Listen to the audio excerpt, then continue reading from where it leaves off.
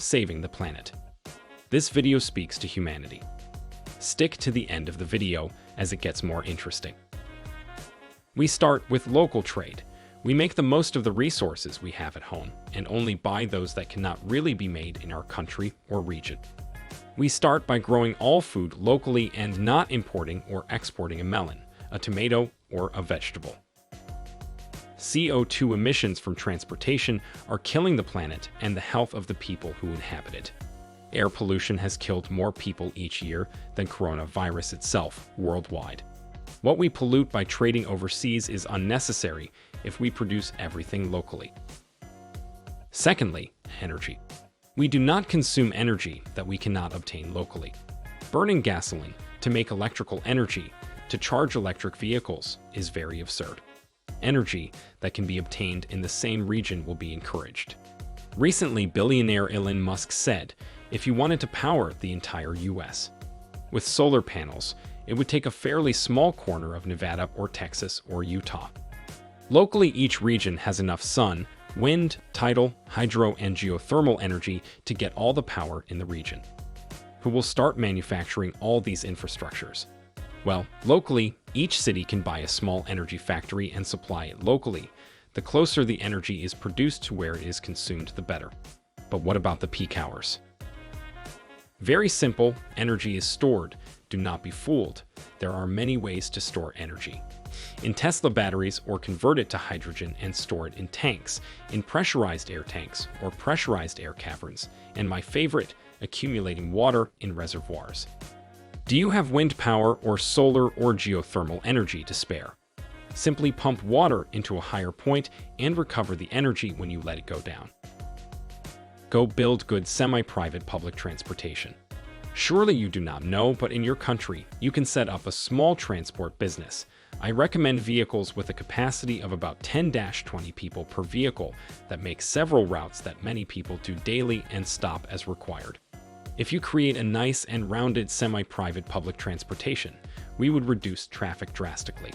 Plus, autonomous vehicles can provide safe transportation for your transport company and reduce costs, as they don't need drivers.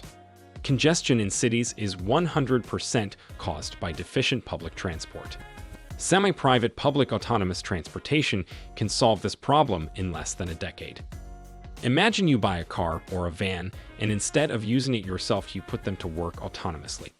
You'll be making money from home, and whenever you need a transport, you just open the app and use one of many autonomous vehicles moving around the city.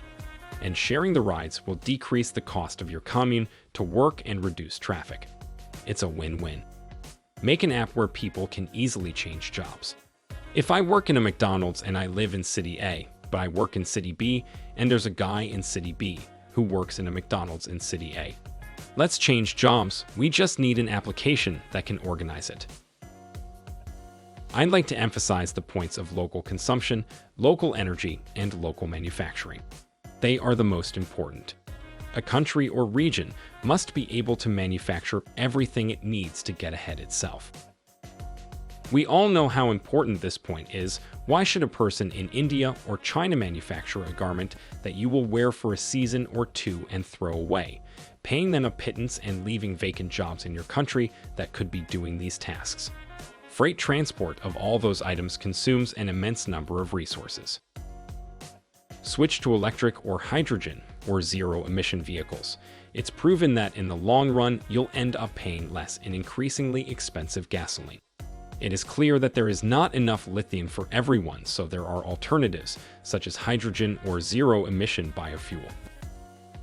At the local level, each coastal city could cultivate certain algae or plants that absorb CO2 from the atmosphere, and a treatment plant converts it into fuel suitable for internal combustion vehicles. Similarly, a concentrated solar power plant could produce enough energy in the form of liquid or solid hydrogen to power all the vehicles in the city. The sum of these three components could completely change the way we consume energy. Stop packing everything. This is already a top trending topic, but it's just unbelievable that you pack a melon, in plastic. Why? No more plastic, only biodegradable plastics that can be composted and generate electricity. Yes, for the moment, not everything can be packaged in bioplastic, and for the moment, it is more expensive, but give it time. We are already on the right track on this topic. Don't buy plastics. Stop littering the ground. There are very dirty areas on the planet. Let's hope that with biodegradable packaging, this will at least take care of itself. Seriously, most of the litter that we do ends up in the ocean or forest. It's not that hard. Just wait till you find a place to dispose of that properly. Put in public toilets. At night, it's all closed, and it's the city's obligation to set up self-cleaning public toilets. We don't like having to pee in the street, and the homeless need a place to do their business. Don't be afraid of robots. With each passing day, things become more and more automated, and that takes jobs out but also creates new ones. During the Industrial Revolution, machines took thousands of jobs out of the fields, and as a result, now we all live a little better. The fear of change is normal, but the strength to face it is the hope for a better world. Machines will gradually do more and more jobs. Self-driving cars, construction, store cashiers, stocking shelves, chefs, waiters, customer service, etc. Everything will be automated, and little by little, we will work less and less hours in an inevitable transition. This transition will lead us to enjoy life very fully focused on personal self-fulfillment and taking care of our loved ones, ourselves, and our personal relationships. Who likes to work? Most will answer no, because working will be a thing of the past, and our descendants will wonder what was it like to work, as something almost medieval. Don't make wars. It seems unbelievable that this should be said, but imagine if other species see us from outside the planet and notices that we are killing each other. Do you think they will come and say hello, how are you? Or will they just walk by? We're the neighborhood freaks, my friends, not the most advanced species. If they don't answer us, it's because they expect us to grow up or kill each other one before becoming interplanetary. Neuralink. Imagine being able to talk to whomever you want at any distance you want without the need of a cell phone in your hand. Imagine watching immersive movies in front of your eyes. Imagine entering a virtual world to shop or play or socialize, dance, laugh without leaving home. Imagine traveling around the planet without having to move. Imagine communicating with the PC or Mac without using keyboard or mouse, or with the TV or at work. Imagine mentally designing a project and being able to share it as you have imagined it. Imagine ending the most common mental illnesses: depression, insomnia, paranoia, etc.